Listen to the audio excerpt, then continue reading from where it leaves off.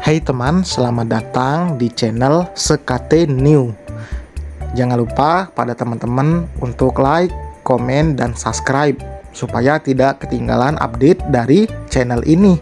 Mimin ucapkan terima kasih. Selamat menyaksikan. Bukan perempuan lemah, bab 29. Sebelum mulai, Mimin mau memberitahu bahwa Mimin akan melanjutkan cerita dari wanita soleha milik Casanova.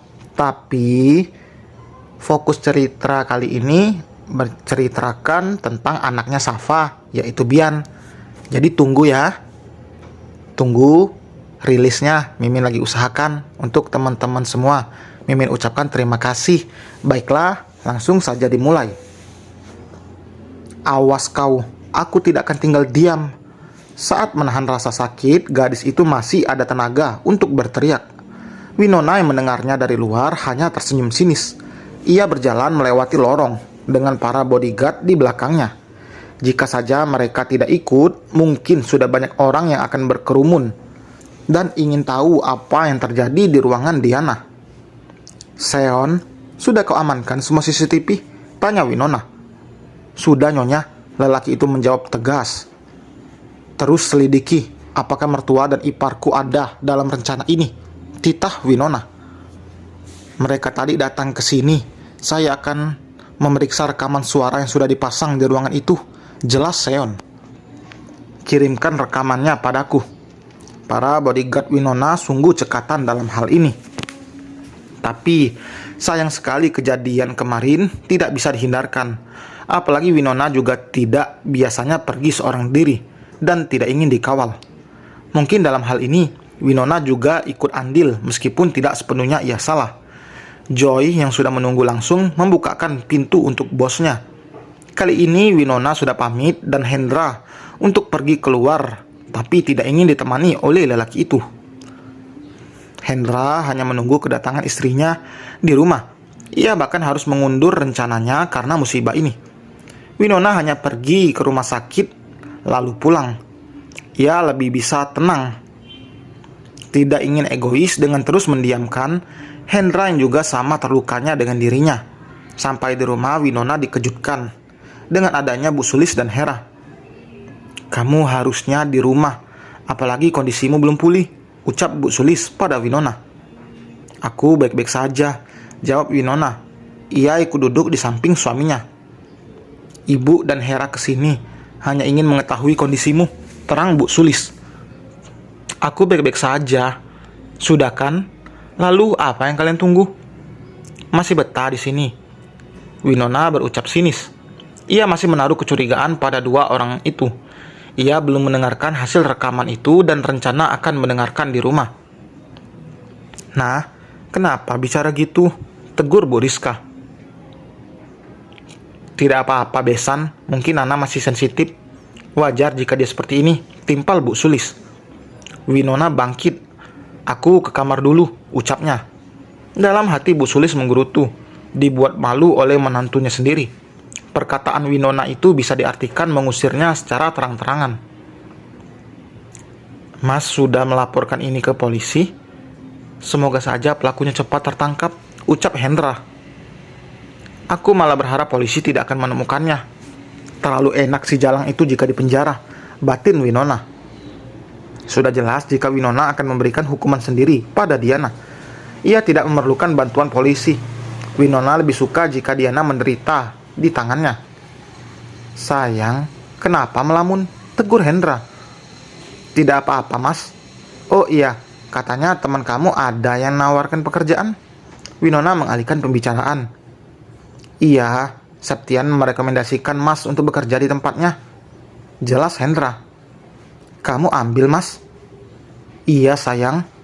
Sayang kalau menolak rezeki. Sembari ngumpulin uang untuk merintis bisnis kuliner, jawab Hendra. Winona memang lebih mendukung Hendra bekerja untuk saat ini, meskipun ia masih membutuhkan kehadiran lelaki itu. Namun keberadaan Hera yang sering berada di rumah membuat Winona tidak leluasa untuk keluar. Ia akan terus meneror Diana. Sampai kapan? Sampai Winona merasa puas sudah membuat Diana menderita. Apa yang dilakukan Winona sungguh tidak ada bandingannya dengan apa yang diperbuat Diana. Kapan rencana mulai bekerja? Winona bertanya, lalu menyesap teh jahe itu. Harusnya besok, tuturnya. Lalu, Mas tidak mungkin meninggalkan kamu sendirian, terang Hendra. Winona menggenggam tangan suaminya. Aku baik-baik saja. Apa yang terjadi memang sudah ditakdirkan begini. Semoga saja nanti kita diberikan kepercayaan lagi untuk menjadi orang tua. Hendra langsung merengkuh tubuh istrinya itu. Di mata Hendra, Winona pura-pura kuat, meskipun sebenarnya wanita itu rapuh. Awalnya Winona memang begitu terpuruk, tapi ia tidak ingin berlama-lama karena berpikir itu memang bukan takdirnya. Winona juga tidak ingin berlarut-larut hingga membuat dirinya sendiri lemah. Mas, kita berkemas sekarang, tita Winona. Kita mau cari kontrakan lagi, tanya Hendra. Ia tahu dulu alasan Winona tinggal di rumah orang tuanya karena wanita itu sedang hamil dan sekarang sudah tidak lagi. Tentu Winona akan keluar. Iya. Ya udah, kamu di rumah aja, biar Mas yang mencarikan tempatnya, ujar Hendra. Tidak perlu, sudah ada tempatnya. Hari itu juga mereka keluar dari rumah.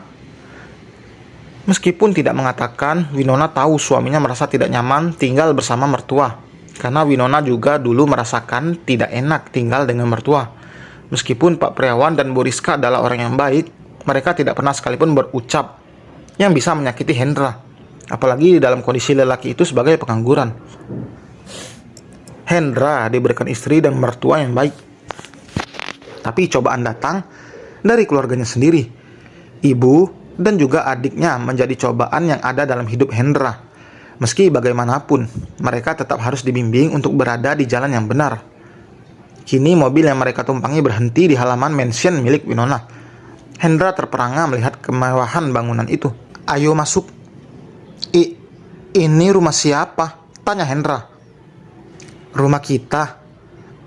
Ayo. Winona menarik tangan Hendra dan masuk ke dalam. Mereka disambut oleh 10 orang pelayan yang sudah menunggu di pintu. Saat Winona tidak ada, mereka yang mengurus rumah itu. Pak Priawan dan Bu Rizka juga memiliki mansion yang sama. Tapi mereka lebih nyaman tinggal di rumah sederhana mereka. Bi, tolong buatkan makan siang ya, pinta Winona pada salah satu pelayan. Baik, Nyonya. Ayo, kita lihat kamar kita. Sudah lama sekali aku tidak menginjakkan kaki di rumah ini, ungkap Winona. Ia berjalan masih dengan tangan Hendra yang menggandengnya. Aku semakin malu padamu, tutur Hendra. Sekali lagi kamu mengatakan itu, aku akan benar-benar marah padamu, Mas. Winona kesal jika Hendra sudah mengatakan hal itu, seolah-olah Winona merendahkan suaminya. Padahal ia sama sekali tidak bermaksud seperti itu. Winona hanya tidak ingin berdrama lagi. Ia juga akan mendukung Hendra untuk mengumpulkan dana guna membuka bisnis kuliner. Winona tidak akan membuat dengan materi. Bukan karena pelit, ia hanya ingin suaminya bekerja keras dan bisa tahan banting seperti dirinya. Winona sudah pernah merasakan jatuh bangun untuk mencapai puncak kesuksesan. Bisa saja Winona menyerahkan satu perusahaan untuk dikelola Hendra, tapi ia melakukan itu setelah tahu bagaimana Hendra membangun usahanya sendiri. Ini rumah kita, bukan rumahku. Mengerti? Sayang, apa kamu tidak malu memiliki suami seperti Mas? Tanya Hendra. Winona tertawa. Apa yang harus membuatku malu memiliki suami sepertimu, Mas? Mas bahkan tidak memiliki apa-apa dan seorang pengangguran, ucap Hendra. Ya, meskipun pernah akan menikah dengan si Jalang itu, tapi bagaimanapun Mas adalah suamiku. Aku harus berada di sampingmu dalam kondisi sesulit apapun. Kembali penyesalan itu menohok hati Hendra. Ia memang salah karena terlalu mengikuti keinginan ibunya. Tapi di sisi lain Hendra bersyukur karena Winona sendiri yang menghancurkan pernikahan itu. Oh iya, Mas jangan pernah kamu masuk ke ruangan itu. Winona mengarahkan telunjuknya pada ruangan paling ujung yang ada di sayap kanan rumah. Aku juga tidak mungkin lancang, sayang. Ini tetap rumahmu, balas Hendra. Itu hanya ruangan pribadi tempatku bisa menenangkan diri. Aku hanya tidak suka saja ada yang masuk ke sana, ungkap Winona. Di dalam ruangan itu masih tersimpan senjata milik Winona. Meskipun sudah pensiun sebagai mafia, tapi ia tetap mengkoleksinya karena berpikir jika nanti ia akan kembali membutuhkannya. Dan selesai teman, terima kasih telah mendengarkan. Selamat beraktivitas ya, semoga kerjaannya lancar. Jangan lupa like, komen, dan subscribe. Sampai berjumpa di bab berikutnya. Bye.